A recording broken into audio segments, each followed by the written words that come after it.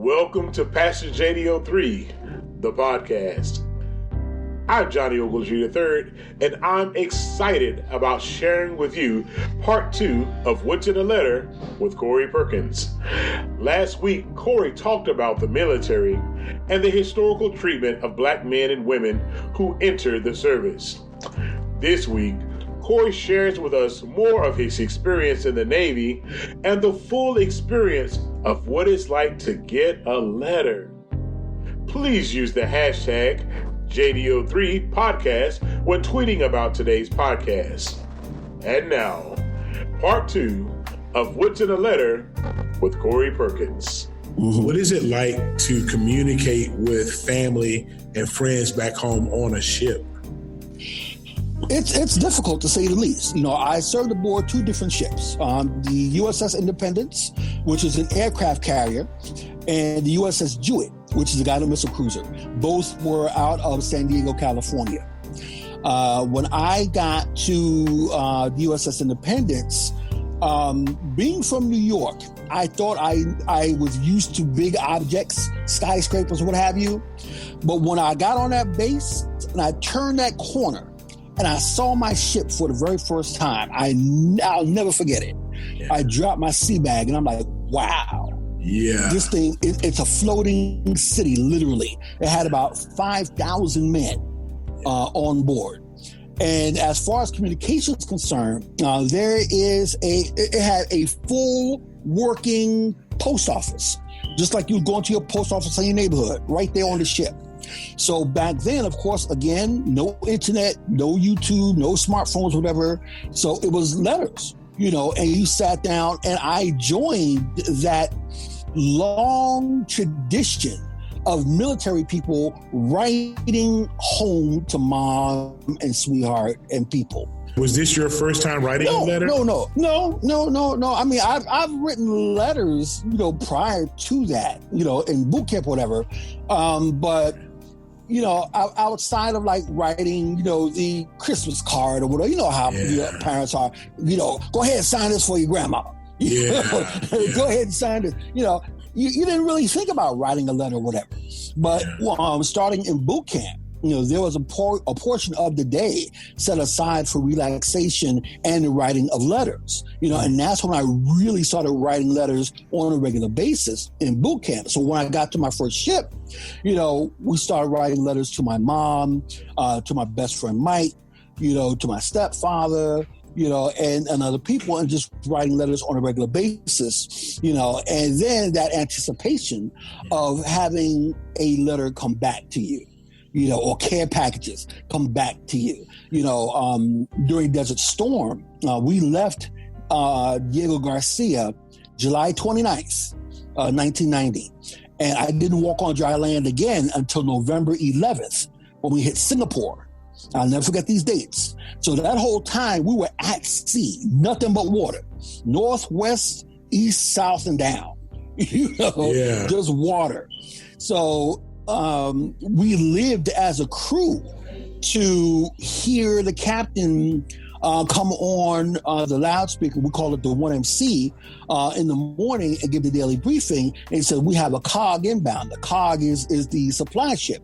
So he said, we have a cog inbound, has about 10,000 pounds worth of mail, 25,000 pounds worth of mail. And you could almost hear a cheer go up from the rest of the ship, because it's like, yo, we got mail coming in or whatever. Yeah. So they'd get all that mail in, they sort it out, and then they would have the mail call. You know, the mail would come around to the different divisions, you know, and then my leading petty officer would gather everybody together. All right, mail call, package for this one. Perk, you got 2 letters, and Johnson, you got a package, and, you know, Perk, you got another letter, whatever. You know, so people would send letters and care packages. I know my mother would send, you know, toiletries and cookies and stuff, you know. Like she would bake me stuff. And after a while, not only would she send me letters, but she and my baby brother would sit down and make tapes. Wow. So I had a Walkman that I bought at the ship store, and I would have an envelope, and it would have a little note, and the tape would say, "Play me." And I would put the tape in, and hey, Cory, this is Mom. How are you? And I would be able to hear her voice. Wow. And brother, you want to talk about, chicken soup for the soul. Yeah. Just to hear her voice and to hear my brother's voice, and just talking about their daily day. A lot of times she'd be sitting there like, well, I'm right here in the kitchen, I'm cooking, I'm getting your brother together, and just telling me about her day. Yeah. But it was just such a great thing to be able to hear. And then I would write back and respond. So communication, is key. And for any of the listeners, if you have anyone who's in the military, or who is away from you for whatever reason, send them a letter. You would be surprised how much food for the soul that would be just to see a letter from you. Yeah, what is that like knowing you're making this sacrifice, but knowing that someone back home is thinking about you? Because we have a tendency to get busy. You get busy. Mm-hmm. I forgot I was going to make that phone call. But what is it like to be away and to know that a person, because taking a letter, as we were talking earlier, it's time consuming.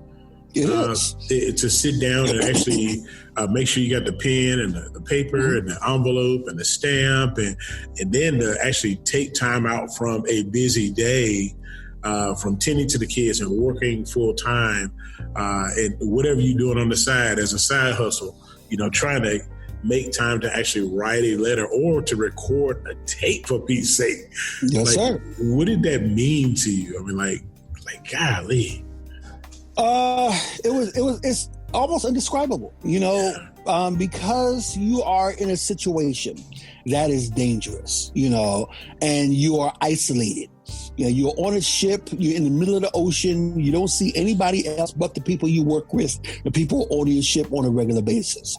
You want to be home, and especially when it's coming like to holidays or what have you, even though I was there, in the summertime, November came up, my first Thanksgiving was spent overseas in the military. Wow. So it's that kind of isolation that can really get you down, but getting a letter from home, just that little piece of familiarity, just makes your heart kind of dance a little bit. Well, I know we've been getting heavy into the communication thing. Now, I do know that one of the things that helped me out at Virginia Union was communication. Now, the communication that I'm going to talk about, and we can't talk in detail about what was on those communications, but let me tell you, one of the joys of my freshman year at Virginia Union is when you open that first bag of comedy tapes. Oh, yeah. And I remember you unzipping that bag and be like, oh, my God, there's like 30 tapes in there of just nothing but comedy. Were you a comedy fan before you went in, or did you become a comedy fan when you were in there, when you were in the military? Because I'm sure those tapes must have saved your life. They did.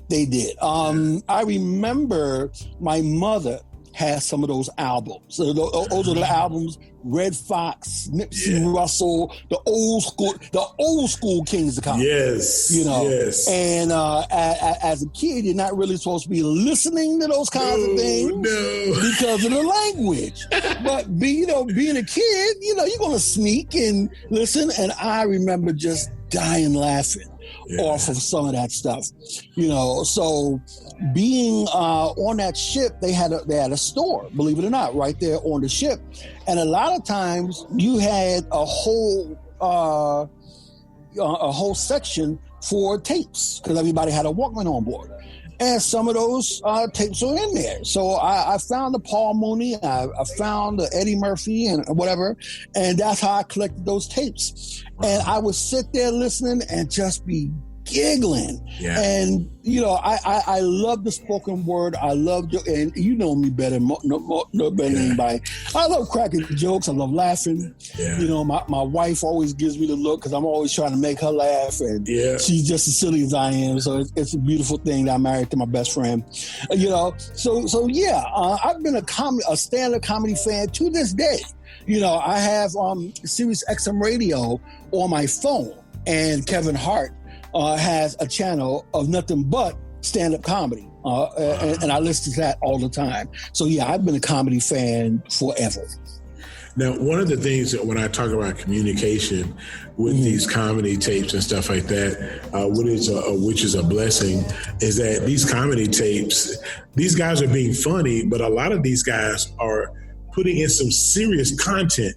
They're not just funny people, but they're enlightening you on this journey. So what is it like to have the Paul Mooney's of the world, the George Carlins of the world, not just making you laugh, but up in that noggin too, they making you think.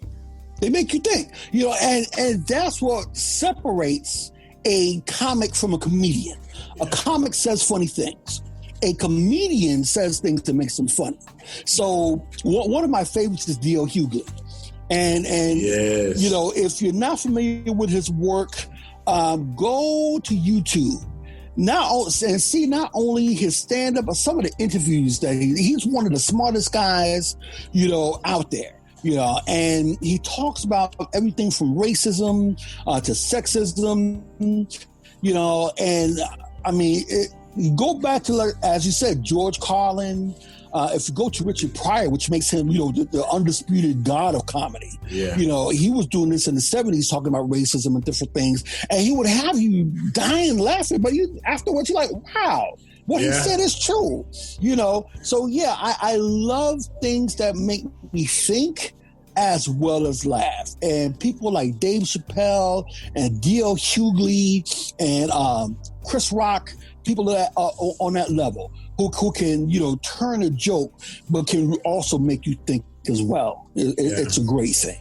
Yeah, I think that's one of the things that I tell my daughters this all the time, is that comedians are very, very intelligent to be able to do those jokes and to be able to connect those dots, to be that observant while the rest of the world is not paying attention. And here these guys are able to not just enlighten you, but actually point out the irony and the humor or the uniqueness of a situation. And that takes a lot of talent and a lot of intelligence. And so I love listening to comedy as well. Even Dave Chappelle right now, he's not D.L. Hughley, but he also has some insight as well on some things. And now, what is it like? Because I know one of the things that, and I won't ask you to talk about this because this is another conversation, but I do know that one of the things you talked about was wanting to be home, and the pressure that it is being on the ship, the distance that it is being on a ship, or even being in a strange land, to have those things that actually minister to you, that humanize you, that keep you connected to the world, to have those outlets, if you will, to keep your sanity, to keep your focus, to keep you involved. What is it like having to make that effort on a ship? Because I know you don't have the same access that everyone back home has, but you have to use effectively the access that you've been given. Right. It can be very difficult, for anyone being in the military, especially if you're forward deployed, if you are in a war zone, and by God's grace, being on a ship, I was not in the day-to-day fighting, although I was isolated on the ship. And there, were instances where I did have missiles flying over my head, and that's a whole other story, what have you. But when you're in a situation like that, or just to put it out there, for, those brothers and sisters who find themselves incarcerated, you're in a situation where you're isolated from family, friends, for whatever reason. When you have books and letters and things, especially Christian based, You know, I remember being in a situation, and the first time I ever read a book by Joyce Meyer. Oh, wow. You know, who is a phenomenal, you know, preacher. Yes. And my first instance with her was a book by her called Me and My Big Mouth. You know, and the title kind of jumped off the page at me, being the verbose person that I am. I like to talk, you know, and I read this book, and it talked about the power of words. You know, and she talked. She went to, I believe it was the book of James, where it says, you know, put a guard on my mouth, let no corrupt communication pass our lips, except that which is edifying to the hearer. Yeah, and she broke that whole demonstration down, and I was like, wow, you know. And she said, words are containers. They're containers of power, you know, and they can have the power to build or the power to destroy, you know. And it's absolutely right. You can build somebody up with your words, and you can tear somebody down with your words as well.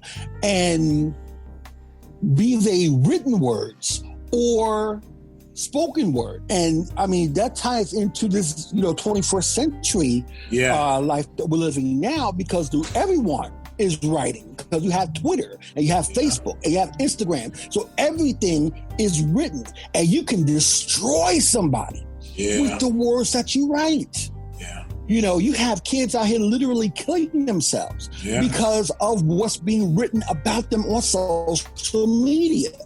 So words are very, very important and can be very damaging or uplifting. So getting back to your question, that whole feeling of being isolated on a ship and just having that written word, that communication, that, hey, I love you, home is great, that frees my mind as an individual to do my job where I am, because I don't have to worry about my mom at home.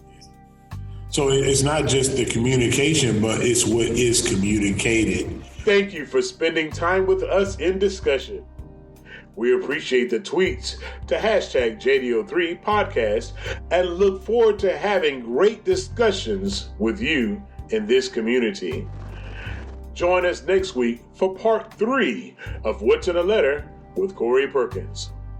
We will talk about the power of words and the role of mentorship.